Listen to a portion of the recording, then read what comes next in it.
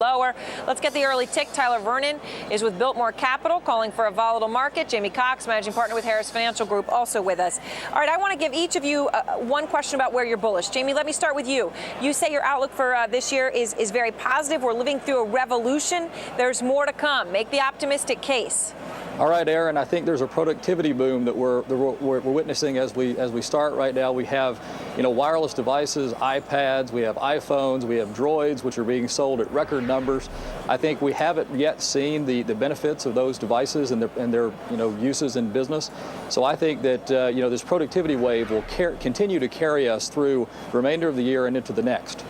All right, so there's, I guess, a big picture optimism. Simon, I know, is going to ask you where you're investing. Let me get the question to you, Tyler.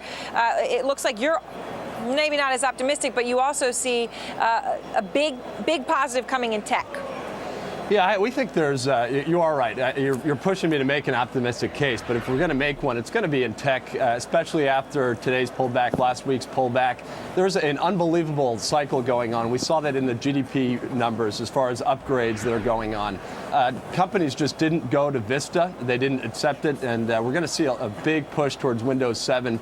And we think we're in the third to fourth inning of tech, and that's going to be a tremendous leader as we continue to look forward throughout the remainder of the year. And yet, Tyler, your broader view of the market is that we are going to go down maybe 10% before we get a floor. Yeah, I think so. At this point, I think we're really stuck in a push-pull. Investors are seeing unbelievable valuations here in the market, and we're going to see a floor there as institutions step in. But there's really not a whole lot going on the top end, and we're going to see a cap there as investors continue to focus on negative economic reports, whether it's housing, consumer data, et cetera. And I think investors need to think a little bit different this time when it comes to strategy. And briefly, what would that involve then? Well, Biltmore Capital manages a covered call option strategy. If we can pick up 7 to 9% annually through premiums and another 2 to 3% dividends, I think our higher net worth investors will be very happy. So we're overweighting these type of alternative strategies in today's portfolio.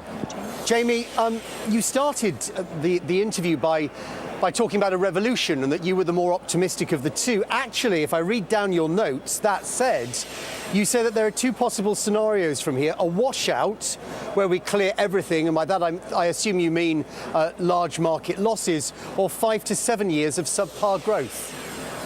Well, I'm talking, Simon, about the United States. I mean, we have this gigantic problem of spending and debt, and we're going to need to attack it from both sides. If we don't, if we don't cut spending and raise taxes in the short run, I'm afraid we're just going to sit and spend for 5 or 7 years, and that's just not acceptable for the majority of America. So I believe that productivity will carry us a long way, but we have to get serious about handling our deficits and quit, kind of living in a dreamland that we can just ignore it and it'll go away. So I think that what we're doing is we're basically creating this world in which we can invest around it and make a lot more money than we can in the U.S. I'm just saying, as an American, I think we need to get serious about tackling our own problems so we can continue on with the growth that we've been accustomed to over the past couple of decades.